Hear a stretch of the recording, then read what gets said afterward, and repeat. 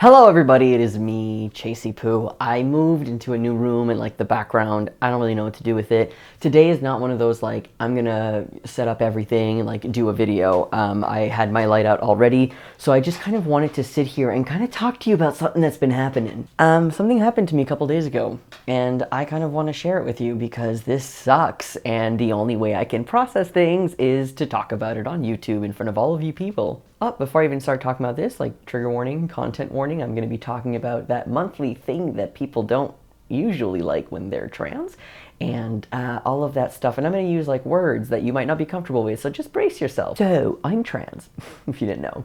And I've been on T for 8.5 years. It's a long time. And this week, I got my period.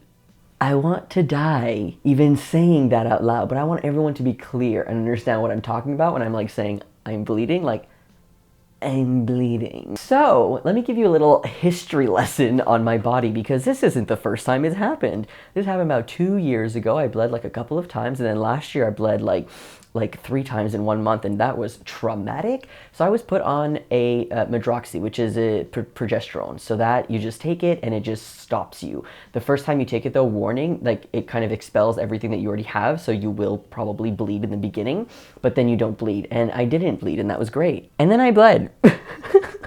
And I was like, this isn't good.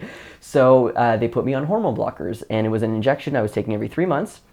And I have a bunch of videos where I talk about this, and I'll put those links in the description below. But that was traumatic because I don't give myself injections. You see, I do androgel every day on my shoulder because I don't want to deal with that needle stuff. So I had to go to the clinic, and they had to do the shot, and it was painful, and you know, whatever. I just don't like needles, and then I didn't bleed, and that was really great. But I was getting really tired of being on this a hormone blocker, honestly, because I was having issues with my hormone levels where they were too low, which means I had literally no hormones in my body, so I was getting like a crazy hot flashes, and that was really fun, especially because I was on a cruise, like in the Caribbean. That was fun. So I had to get off of hormone blockers because I, 1, didn't want to deal with the needles anymore, 2, graduated from my university, so I don't have access to the nurses that I like, and 3, my hormone levels were all over the place anyways, and I thought that the hormone blockers were kind of messing that up, so I needed to get off of it. So I've been off of hormone blockers and off of progesterone now for, I don't know, a total of 6 months. And because I was not on progesterone when I was on hormone blockers, obviously. So, I am bleeding. And I feel like shit. And like, I don't know how to explain to you how it feels to be 8.5 years on hormones, on testosterone, and have this happen. Because you don't expect it to happen. I barely remember what it's like to have this. I suffered a lot through high school with it. It was painful. I would stay home. I'd have to take like a million pills because like I was in pain. It was like really heavy, and it was like a lot all the time, and it was just really hard to manage and to handle, especially because I was not comfortable at all with anything that was like that. So when I started T, it was beautiful because I was no longer bleeding. And then I had issues with bleeding here and there during my transition, and I'm over it. And yeah, the #1 solution that people are gonna say in the comments, why don't you just get a hysterectomy?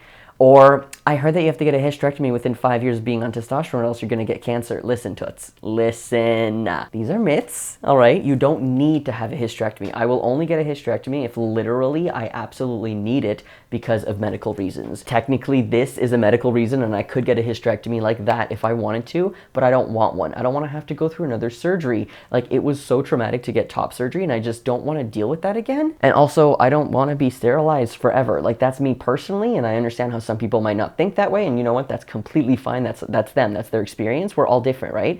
Not that I'm going to use any of those parts for anything, but I don't want to discount that as an option, you know? So anyways, I'm having a pretty shitty week. I don't know what brought this on. Maybe my levels are too...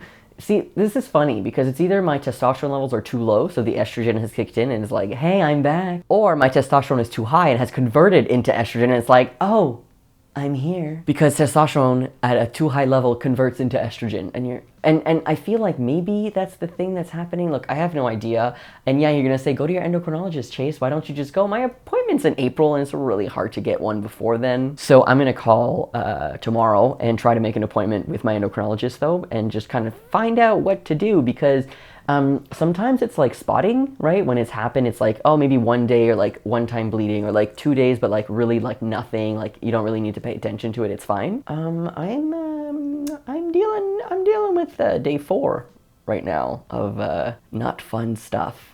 Let me just put it that way. I'm not going to go into details because I barely want to talk about this, but I need to process it, and I feel like it's a great place to talk about this on YouTube because you'll listen to me, maybe. Anyways, has this ever happened to you? I understand that some people will be mad at me because I don't want a hysterectomy and I'm complaining about this. So it's like, why am I complaining if I don't want a histo? Just get a histo. Look, listen, okay, this is my body and I don't want that for me, okay? But yeah, okay, so what's gonna happen? I'm gonna tell you the steps that's gonna happen, okay? I'm gonna need to get an ultrasound, but not one of those like, oh, we take over the belly ultrasound. No, this is like LOL transvaginal. I think that's what it's called. Transvaginal ultrasound, where they put something in you so that they could get like actual images, because I might have fibroids, I might have issues with my, who knows? I don't know what it is. I can't diagnose myself. I don't know what my insides look like. However, if they do take those scans, you know I want those. I want to see what my insides look like. Hopefully it's nothing serious, and if it is, I will have to have a hysterectomy, unfortunately, but I will keep you all in the loop and let you know what's going on, because this really sucks, and I want to thank you so much for allowing me this platform so that I can talk about this and complain and just ramble and not really have like any good lighting or rambling or stuff in the back to entertain you. But yeah, so thanks for that, and I feel a little bit better. I feel like I can cope with this a little more, so that's good because, oh my God. Like literally, after not bleeding for this many years, and then it happens, I sat on the toilet and I cried because I literally was like, this can't be happening. Not right now, not please, I'm so stressed out.